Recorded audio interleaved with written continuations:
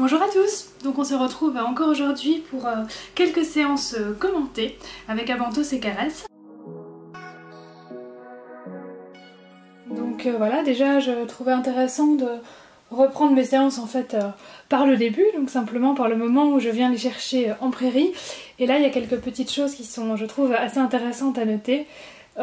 Souvent quand je vais chercher Caresse en prairie, là malheureusement bon je n'ai pas d'image, mais souvent en fait elle préfère que je la lie de derrière. En fait il y a plusieurs positions pour marcher avec un cheval, on peut le lider de derrière, à l'épaule ou devant. Voilà, c'est les trois principales. Et c'est vrai qu'elle, naturellement, je vous avais parlé dans la vidéo en duo, elle préfère lider de derrière. Donc avec Abantos, quand je travaille en duo, elle va se mettre derrière, elle va le lider en se plaçant derrière lui. Et c'est vrai quand je vais la chercher en prairie, c'est toujours en fait un moment où j'essaie d'observer, de sentir comment ils sont. Donc de nouveau, j'impose rien, je leur propose de venir me voir. Et voilà, c'est un moment où c'est eux qui me disent en fait s'ils ont envie de venir ou pas, et comme je vous disais déjà précédemment, c'est un bon baromètre. S'ils viennent, ça veut dire que voilà, ils sont bien dans leur tête, ils sont contents de ce qu'on fait en ce moment, ça se passe bien. Voilà, donc par contre, si après je viens vers eux avec le licol, que je leur dis bah là non, cette fois il faut venir, il n'y a pas de souci, ils vont le faire. Mais simplement, ma première façon de venir les chercher, c'est une proposition, voilà, pour sentir comment ils sont. Et souvent Caresse me dit tout de suite oui, on y va. Et tout de suite, hop, elle se met un petit peu devant moi et elle attend. Et dès que je lui dis c'est bon on y va, hop elle se laisse lider derrière. Et donc ça c'est assez marrant. Par contre Abantos lui va préférer la méthode très traditionnelle, donc devant lui. Et donc là on voit bien, je me mets très fort devant, donc plutôt au niveau de la tête.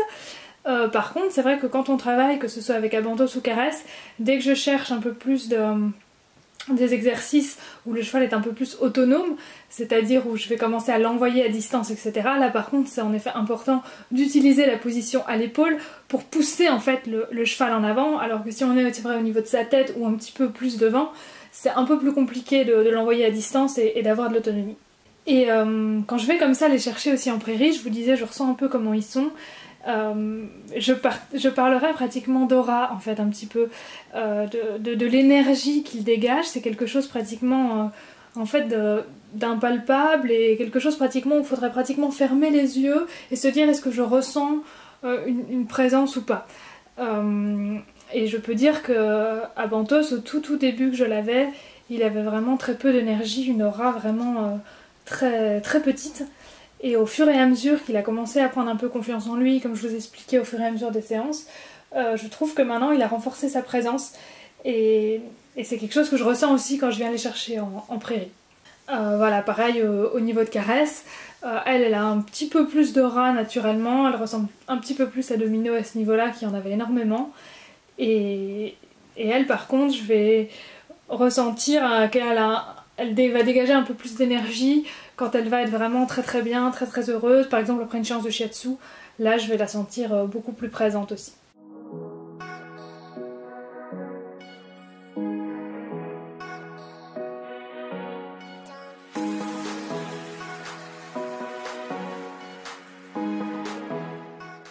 Je vous avais dit la dernière fois que j'avais eu pas mal de problèmes avec cette façon qu'il avait toujours de tirer les rênes au moment du départ au galop, donc vraiment un signe de tension, de stress, et j'avais commencé à le travailler, je vous disais simplement en ignorant, en le laissant galoper rênes longues au début, et puis dès qu'il était un peu redescendu, hop je reprenais mes rênes et on commençait à travailler. Et donc c'était simplement, je le laissais faire, et puis petit à petit je remontais sur mes rênes. Mais il n'y avait pas vraiment une réelle réflexion derrière, ça commençait, je vous avais dit, vraiment à bien marcher. Donc c'est vrai que ça, voilà, globalement, ignorer quand le cheval fait quelque chose qui ne nous convient pas, c'est toujours une bonne chose. Ne pas venir punir, ignorer et proposer ce que nous on veut voir. Et là en fait je suis revenue un peu là-dessus et on a été beaucoup plus loin, et voilà, je pense avoir trouvé quelque chose qui marche vraiment sur le plus long terme avec lui pour ce souci. En fait je pense avoir trouvé la bonne manière de le faire revenir au calme, et qui plus est en le responsabilisant, donc en l'aidant simplement à donner la réponse du calme de lui-même. Donc en fait j'ai procédé de la même façon qu'à pied, c'est une manière très classique, voilà, que vous avez sûrement déjà dû entendre. Beaucoup procèdent ainsi quand on a un cheval stressé et qu'on veut ramener au calme et qu'on veut qu'il le fasse un petit peu de lui-même sans aller le chercher. Donc on va commencer, tant qu'il est stressé, à ignorer le cheval et à marcher, tant qu'il est inquiet. Et dès qu'il va commencer à se poser sans forcément porter notre attention sur nous, ça voilà, c'est encore mieux, mais si déjà rien que le fait de se poser, de redescendre dans le stress, nous on va tout de suite s'arrêter de marcher, se mettre tout de suite dans un grand état de calme et lui montrer de l'attention parce qu'en fait c'est ce qu'il attend, qu'on lui montre notre attention. Et donc ça en général ça marche très très très bien. C'est une manière aussi que le cheval change son focus de lui-même un petit peu à distance. Ça rejoint un petit peu toutes ces idées là. Donc ça apprend au cheval à gérer ses émotions de lui-même et à revenir de lui-même dans le cadre. Donc du coup j'ai procédé en fait dans le même registre d'idées montées. J'ai utilisé en fait que mon savoir-être, sans rien demander ni avec les jambes ni avec les mains pour pas le coincer et justement lui permettre de réfléchir et d'apporter cette réponse lui-même. Donc tant qu'il était en pression au galop, j'ignorais. Et j'avais un savoir-être en fait avec pas mal une énergie assez active, avec un peu une sorte de disharmonie comme ça, où j'étais pas vraiment avec lui, j'étais comme si je marchais en fait de mon côté. Voilà, un petit peu je reprenais cette attitude que j'aurais eue si j'étais à pied. Et dès qu'il commençait à se poser, en fait, je récompensais ce moment-là. Et donc contrairement à la dernière fois où je récompensais quand j'avais le galop, un galop correct, et quand il arrêtait de tirer les rênes, là en fait je m'en foutais. Je me foutais qu'il arrête de tirer les rênes et que j'ai un galop correct. Je récompensais surtout quand il se calmait et quand il commençait à se détendre. Donc même si ça signifiait éventuellement repasser un peu au trot, pas avoir un beau galop, peu importe, mais simplement la décontraction. Et donc ce que j'utilisais beaucoup c'était la voix. Ça par contre j'utilisais pour l'inciter. Et donc là, du coup, dès qu'il se calmait, je me posais de suite en instant présent et je me mettais là en harmonie avec lui. Et là, on avait tout de suite cette impression en fait de commencer à danser ensemble. Et donc là, de nouveau, voilà, le concept disharmonie et puis après l'harmonie, et les chevaux sont très sensibles à ça aussi, c'est aussi quelque chose d'assez connu que vous retrouverez dans différentes méthodes. Et donc voilà, il est retourné 2-3 fois dans la pression avant de revenir de lui-même dans le calme et à chercher l'harmonie. Mais au final, il a plus du tout tiré les rênes de toute la séance et j'ai eu des superbes départs au galop, que ce soit rênes longues ou même avec les rênes tendues, mais sans plus aucun stress. Du coup, on a beaucoup travaillé le galop avec des beaux rassemblés, avec des slaloms, voilà, comme vous allez voir. Et donc là, voilà, avec cette technique au galop, il est passé en fait de la peur au contrôle des émotions. Et ça, je vous avais déjà dit, il est toujours important en fait qu'il y ait plus de positif que de négatif dans la séance parce que le négatif marque beaucoup plus. Donc il faut vraiment compenser à ce moment-là. Donc voilà, on sait aussi, il est important de relâcher quand le cheval fait bien, mais ici, si je relâche à chaque fois qu'il me fait 2 bonnes foulées le galop et qu'on arrête la séance comme en fait on faisait jusque-là, bah le souci c'est que en fait tout ce qui retient le cheval c'est le négatif qui a duré au final plus longtemps parce que pendant 10 minutes il a tiré les rênes et après pendant 2 minutes il a bien galopé mais j'ai arrêté tout de suite. Donc il retient en fait ces 10 minutes. Donc voilà, là j'ai travaillé beaucoup plus longtemps. J'ai fait pratiquement en fait toute ma séance au galop et j'avais vraiment un cheval en harmonie qui était bien, etc.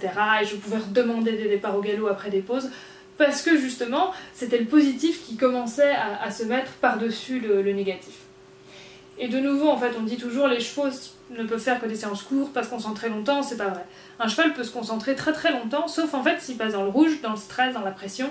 Là en effet c'est foutu, il faut pas faire une séance trop longue. Mais un cheval qu'on arrive à garder dans le vert et dans la communication, on peut travailler très longtemps avec. Simplement, voilà, faut varier, faut faire évidemment des pauses pour le laisser souffler, faire un peu de travail à pied, un peu de travail monté, un peu de jeu, mais on peut passer en fait la journée avec lui, l'emmener un peu brouter, aller balader, faire une petite séance montée, voilà, il faut préserver le physique, mais au niveau du mental, on peut le solliciter de plein de manières différentes, et même de manière très très longue. Et donc, ce qui était aussi important au niveau de ces séances au galop, c'est le timing où je vais voilà, travailler avec mon savoir-être, le changer d'un savoir-être disharmonieux à un savoir-être harmonieux. C'est le timing, le moment où je dois faire ça. Et en fait, une bonne technique, parce que je sais que le timing, chez beaucoup d'entre vous, c'est toujours un peu la question comment avoir le bon timing. En fait, beaucoup, je trouve, c'est de se mettre vraiment dans l'instant présent et vraiment d'essayer de se relâcher, de ressentir vraiment le cheval et de pas commencer à réfléchir quand est-ce que je dois faire ça, simplement ressentir le cheval. Et en lâchant comme ça, de nouveau, le lâcher prise, en lâchant prise complètement comme ça, intuitivement, en fait, on va trouver le bon timing. Ici, avec Aventos, en fait, je vous avais dit la dernière fois, j'avais essayé de faire le coucher monté avec lui et ça n'avait pas marché parce qu'il n'avait pas confiance en ses capacités, il y avait ce problème de confiance en lui. Et donc je vous avais dit je vais travailler ceci. Et donc pour travailler ceci tout en restant toujours dans l'idée du coucher, donc ce que j'ai fait cette semaine également, c'est lui proposer le coucher en extérieur. Alors pourquoi j'ai fait ça? C'était justement pour lui faire prendre confiance en ses capacités. Je ne voulais pas en fait spécialement qu'il se couche parce que je sais que c'est très compliqué. De nouveau, pour qu'un cheval réalise un exercice comme ça en extérieur, déjà il faut qu'il soit bien acquis en carrière, ce qui est le cas, mais ensuite il faut que tous les besoins soient remplis. Donc c'est-à-dire bon, qu'il n'ait pas faim, qu'il n'ait pas voilà, les besoins primaires, mais aussi tout ce qui est besoin de sécurité, pour que le cheval puisse comme ça s'épanouir avec nous et répondre à des exercices un peu plus dans la communication, il faut que son besoin de sécurité soit rempli. Donc voilà, ça c'est notre rôle en tant que leader, de remplir voilà, le besoin de sécurité. Donc ici en fait vous allez voir ça se déroule en deux parties. D'abord le moment où je le rassure justement sur le fait que je suis là, il ne doit rien craindre au niveau sécurité. On voit en fait au début voilà il va être très attentif aux voitures etc qui passent parce que c'est vrai que c'est un endroit qui en soi n'est pas le mieux du monde. Je l'ai choisi parce qu'il y avait pas mal de sable à cet endroit là donc c'était sympa pour se coucher.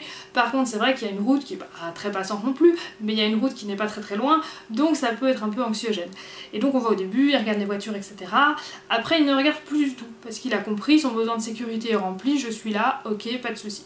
Ensuite, deuxièmement, donc on passe dans ces étapes du coucher, comme je vous ai dit, les fois d'avant, c'est pas tellement l'exercice qui compte, c'est la façon dont le cheval vit l'exercice. Et donc là, je voulais surtout qu'il vive en fait de la confiance. Je voulais simplement en fait qu'il ait l'idée de se coucher en se disant ah oui, ça me vient l'idée de me coucher, pas j'en ai envie. Et donc je voulais pas le pousser plus loin, parce que je sais que voilà, c'est quelque chose qui prend du temps, comme ça en extérieur, l'endroit était pas parfait, donc je m'attendais pas du tout à ce qu'il se couche aujourd'hui. On y va doucement. Et donc là voilà c'est ce qui s'est passé, il a commencé à penser à se coucher, à se détendre. Et qui se détende donc dans ses premières étapes en fait du coucher. Donc j'ai travaillé un petit peu le changement de focus, là on voit avec le petit appui avec le licol légèrement sur le nez, vu que j'étais en position assise, je pouvais pas tellement faire mon changement de focus sur l'épaule, donc simplement avec des petits appuis sur le licol, et puis relâcher tout de suite dès qu'il change son focus, ça a très bien marché, il s'est très vite décontracté, commencé à baisser la tête. Et très vite en fait il m'a proposé l'idée en fait de se coucher, il a commencé à gratter, à renifler le sol et à dire oui en effet j'ai compris, c'est ça que tu voudrais et je suis pas contre. Et donc de travailler en fait la décontraction dans ces premières étapes du coucher, indépendamment en fait de vouloir même carrément travailler le coucher. De manière générale, je trouve que ça peut être une très bonne chose à travailler en extérieur parce que ça permet de travailler la décontraction, de travailler le fait de baisser la tête, et j'ai remarqué qu'après ça j'avais un cheval vraiment très détendu et qui commençait quelque part à prendre conscience que oui, il était capable de faire ça, et donc voilà, c'est une première étape vers notre but final. Donc on travaille sur le mental pour avoir la légèreté physique. Et donc après vous allez voir dans un second temps aussi, pour améliorer encore cette capacité de confiance en lui, je lui apprends à se décontracter un tout petit peu plus loin de moi. Alors c'est pas beaucoup plus loin de moi, mais c'est voilà, 1 mètre ou même déjà quelques centimètres, c'est déjà beaucoup pour lui, donc de prendre en fait sur lui pour se décontracter, sans se reporter sur moi. Donc ici avec Caresse, on a commencé nos premiers cercles en liberté sans le stick en fait, juste à la voix et au geste. Et donc là en fait quand je fais ces cercles ici juste au geste, c'est vraiment pour affiner la communication. Donc pour moi c'est pas spécialement une fin en soi de travailler sans le stick, j'aime simplement en fait travailler avec différents outils, et de nouveau en fait je m'adapte toujours au cheval, à comment je le sens d'un jour à l'autre, et là je sentais que Caresse était vraiment très sur moi et avait vraiment envie de travailler sur la précision, vraiment avec une connexion qui était très resserrée, et donc j'ai senti que je n'avais pas besoin du stick et qu'on pouvait essayer de chercher un petit peu ensemble à communiquer juste comme ça à la voix, au geste, et donc petit à petit essayer de moins marcher avec elle, de m'arrêter, de lui demander de faire les choses à distance seule, voire pratiquement de m'asseoir à un moment donné. Donc voilà, une séance vraiment très sympathique pour nous deux. J'en profite pour vous dire en fait que je sortirai, je pense dans quelques semaines, une vidéo où je vais vous montrer quelques exercices que je réalise uniquement à la voix avec elle, et donc notamment en partie grâce à ma formation que je suis actuellement avec Catherine Sen, dont je vous ai déjà parlé.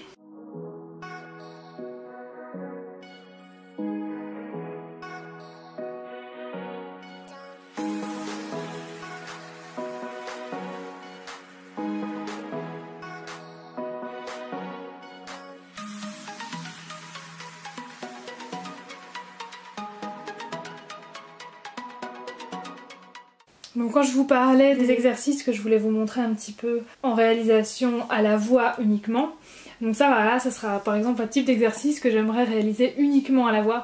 Ici on le fait encore pas mal au geste. Ça a été pas facile pour Caresse au début, elle avait tendance à prendre la facilité, à traverser les barres et puis à revenir un peu plus loin ensuite vers moi. Donc ici j'ai vraiment dû l'aider en fait à trouver la bonne position pour que ce soit confortable pour elle. Et donc ce que j'ai fait c'est lui apprendre déjà à ralentir en fait avant le tournant, presque à s'arrêter. Et puis seulement à tourner, à faire une incurvation et puis à tourner. Et donc là voilà, on voit quand je suis à distance, je lui redonne en fait tous ces codes avec ma position. Donc je lui demande l'arrêt, ou du moins le ralenti très prononcé, et ensuite je lui indique qu'elle doit s'incurver. Ensuite on est passé à la partie montée, donc là on a fait des petits jeux en fait que je fais à pied. Je lui ai montré monter, donc les petits jeux de pousser la balle, pousser le papier sur le montoir. Là je lui ai montré monter, donc de nouveau là en fait j'ai eu énormément besoin de la voix, parce que quand je l'ai mis devant la balle, elle n'a pas du tout réagi. Elle s'est dit bon bah là j'ai personne à pied à côté de moi, je suis montée, donc je suis pas censée pousser la balle, et elle était un peu bloquée. Donc là ici j'ai dû pas mal l'encourager pour lui dire bah oui tu peux le faire en fait, tu as le droit de le faire. Elle s'était mis un blocage toute seule. Et voilà, et donc après elle s'est énormément amusée, donc ça faisait vraiment plaisir. Et de nouveau en fait quand je dis voilà que Caresse s'amuse, je l'ai dit dans plusieurs vidéos, c'est vrai que des fois il y a des gens de l'extérieur qui me disent mais Caresse ça se voit pas trop si elle s'amuse ou non. Contrairement à Venteuse qui c'est vrai est très expressif, et donc je trouve que c'est important de revenir là-dessus aussi. En fait les chevaux c'est comme les humains à ce niveau-là, il va y avoir des chevaux très extravertis, d'autres très introvertis qui vont s'exprimer beaucoup, d'autres beaucoup moins. Et donc voilà, Caresse est plutôt très dans la finesse, très introvertie, et il faut vraiment la comprendre, que ce soit pour les choses positives comme négatives, elle va le dire très finement. Et par contre si on comprend pas, voilà, elle va finir par se fâcher très fort, parce que c'est une jument très sensible. Mais elle communique vraiment dans la finesse, et donc elle est très précieuse comme ça, et donc elle va jamais communiquer des explosions de joie comme peut faire Venteuse, où il va jouer, où il va venir au trot, où on sent vraiment il est dans le jeu. Caresse est plutôt dans la joie rentrée, et donc c'est vrai que c'est quelque chose que je ressens très fort quand elle s'amuse, où elle est vraiment contente d'elle, fière un peu de ce qu'elle fait. Mais ça va plutôt s'accompagner d'une grande décontraction que d'une grosse explosion d'énergie. Et de nouveau en fait chez les chevaux, la grosse explosion d'énergie, ça je vous avais déjà dit, souvent c'est plutôt mauvais signe en fait, c'est plutôt un signe de stress. Les chevaux quand ils sont vraiment bien, ils sont zen, parce que dans la nature, ils doivent surtout se garder leur énergie en fait pour en cas de fuite, en cas de problème, etc. Donc ils vont pas vraiment perdre leur énergie dans le jeu et dans des choses comme ça. Voilà, et alors de nouveau, voilà, faut pas non plus confondre un cheval qui est zen avec un cheval éteint. Voilà, ça se voit aussi à la lumière dans les yeux, à la position des oreilles, à tout ce genre de choses, mais voilà, la différence est assez ténue, mais c'est vrai que dans la nature, les chevaux, ils vont pas montrer des explosions de joie comme ça. C'est pas vraiment un comportement très naturel, donc voilà, les coups de cul, tout ça, je vous ai déjà dit, c'est plutôt un comportement signe de stress. Et tout ce qui est comportement aussi qu'on appelle soi-disant de dominance entre guillemets, c'est soit pour protéger des ressources, soit pour exprimer un inconfort, etc. C'est pas purement de la dominance pour de la dominance sur l'humain. Ça de nouveau, mais bon, voilà, je vais pas revenir dessus. Ensuite, on a retravaillé un petit peu montée, et là je vous avais dit la dernière fois que j'avais commencé la cordelette avec elle. Ici je suis vraiment très fière d'elle, parce que dès mes premières foulées montées au trot, j'ai pu complètement lâcher mes rênes. Elle avait retenu en fait ce que je lui avais appris au niveau de son équilibre, et donc on a eu un trot vraiment très en équilibre, avec en plus cette fois la tête par terre dans le sable, parce qu'on avait eu cette très belle séance à pied juste avant avec les cercles où elle était très décontractée. On avait déjà vu, il y avait des moments où elle avait tendance à baisser la tête, et là je l'ai beaucoup félicitée, donc elle a un peu eu tendance à reprendre cette posture, et tout en restant dans l'équilibre, donc c'était vraiment une très bonne séance. On continue avec Caresse à s'entraîner un petit peu à l'obstacle. Elle a énormément progressé, son équilibre est bien meilleur, elle est de plus en plus franche sur les barres, donc ça c'est vraiment chouette. Donc là on voit à un moment donné dans la vidéo, elle a fait un petit refus, et c'est vrai qu'on peut se demander pourquoi, parce que on arrivait bien, comme je dis toujours, voilà, faut toujours se demander le pourquoi d'un comportement. Ça peut être une mauvaise demande de ma part, une incompréhension, une douleur, voilà. Et là en fait c'est plutôt en fait au niveau du physique, et c'était un problème en fait visuel. J'en profite un petit peu du coup pour vous refaire un petit topo rapidement sur la vue du cheval pour qu'on comprenne ce qui va suivre après. Donc du coup les chevaux ont un angle de vue beaucoup plus large que le nôtre, donc ils ont à peu près environ 180 degrés par œil. Et le centre de gravité de l'angle visuel se trouve beaucoup plus bas en fait que chez nous. Donc du coup on peut comprendre que les objets posés sur le sol sont plus rapidement perçus comme un danger. Ils n'ont pas une très bonne vision de loin, donc à partir d'une dizaine de mètres, on dirait environ, ça commence à être un petit peu flou. Et par contre voilà, comme ils ont des yeux latéraux, on pourrait croire, c'est vrai qu'ils ont pas de sensation au niveau des profondeurs et qu'ils ont qu'une vision en fait monoculaire sur chaque œil. Ils ont quand même en fait un champ binoculaire environ de 65 degrés, donc c'est là où les deux yeux en fait se chevauchent dans la vision. Donc du coup ils ont quand même en fait une vision des profondeurs. En fait, ce qui est bon aussi à savoir, c'est que voilà, l'œil gauche est relié à l'hémisphère droit et l'œil droit est relié à l'hémisphère gauche du cerveau. À savoir que l'hémisphère droit du cerveau sera plus relié à tout ce qui est émotion négative en environnement menaçant et l'hémisphère gauche à tout ce qui est émotion positive. D'où on comprend l'importance de toujours montrer un objet, une situation aux deux yeux au cheval. Au niveau des couleurs, en fait, ils ne distinguent pas très bien le rouge. Ils voient un peu le monde en gris en fait, et il y a deux couleurs qui distinguent très bien, c'est le bleu et le jaune. Donc voilà, les obstacles un peu bleu-jaune, ça peut paraître un peu plus flash par exemple pour un cheval. Et aussi au niveau de la vision nocturne, ils ont une couche réfléchissante à l'arrière de l'œil qui fait rebondir donc la lumière. Donc les chevaux voient un peu mieux en fait de nuit que nous. Et dans la lumière du jour, en fait les tiges à l'arrière de l'œil ne travaillent plus comme c'est le cas la nuit. Et donc du coup à cause de cela, les chevaux ont beaucoup plus de mal à s'adapter au changement de luminosité, et donc c'est pour ça quand on les fait rentrer dans un endroit tout à coup plus sombre ou plus lumineux, ils peuvent être soit éblouis, soit avoir l'impression de rentrer dans un trou noir et bugger. Et donc j'en viens à ceci, ici en fait, c'est que le soleil était assez faible pendant la séance, et tout à coup le soleil s'est mis à sortir plus fort et à taper très fort sur les barres d'obstacles, en plus ça c'était des barres neuves, donc vraiment elles sont devenues bien blanches tout à coup sous l'effet du soleil, et ça a eu un effet très éblouissant pour Caresse, d'où son refus. Pour un cheval lambda c'était peut-être pas très impressionnant, on le voit à peine, voilà. En fait il faut savoir, et ça je l'ai découvert il y a pas si longtemps, en fait que Caresse a des petites paillettes dans les yeux, c'est le vétérinaire qui m'avait dit ça. En fait elle a ce qu'on appelle une hyalose astéroïde. Donc c'est une dégénérescence de l'œil qui est généralement inoffensive et sans complications. Et c'est des petites paillettes voilà, qui apparaissent dans les yeux, et c'est vraiment pas facile à voir, faut vraiment avoir la lumière en plein dans l'œil. Là voilà, j'avais essayé de vous montrer mais on ne voit absolument rien. Et le problème c'est qu'il y a très peu d'études en fait sur cette maladie, j'ai essayé de faire un peu des recherches etc. Et je n'ai rien trouvé, mais simplement ce que j'ai pu remarquer c'est que Caresse est beaucoup plus sensible que n'importe quel autre cheval au changement de luminosité, qu'elle a énormément de mal à voir de loin en forêt quand il y a des gens tout à coup qui surgissent. Elle va s'arrêter et je sens vraiment que c'est une question qu'elle ne voit pas ce que c'est en fait. À Bantos, s'il y a des gens à 50 mètres, il va voir que c'est des gens, il va passer au-dessus. Elle va se dire il y a un truc qui bouge là-bas, je vois pas ce que c'est. Alors que si elle voit des gens à 5 mètres devant elle, il n'y a pas de souci, elle voit que c'est des gens, elle va pas s'arrêter, il n'y a pas de stress. Donc c'est vraiment une question, voilà, elle a plus de mal à identifier, et donc c'est vrai que je fais aussi attention dans mon travail à bien lui montrer les choses, parce que j'ai l'impression, est-ce que c'est dû à ses paillettes ou pas, je n'en sais rien, mais j'ai l'impression qu'elle est un peu plus sensible au niveau de la vue.